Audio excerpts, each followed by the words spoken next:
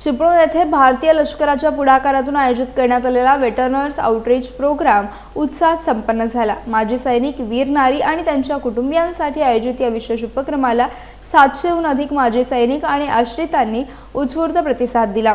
या कार्यक्रमात पेन्शन, स्पर्श पोर्टल, डिजिटल जीवन प्रमाणपत्र, ECHS नोंदणी, आरोग्य सेवा, कायदेशीर मदत आणि तक्रार निवारणासाठी विविध विभागांचे एकूण 17 स्टॉल उभारण्यात आले होते। माजी सैनिकांना विविध सेवा एकाच छताखाली उपलब्ध करून देण्यात आल्या।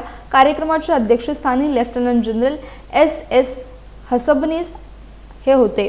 यावेळी एअर मार्शल हेमंत नारायण भागवत आणि ब्रिगेडियर परमजीत सिंग ज्योती हे प्रमुख पाहुणे म्हणून उपस्थित होते।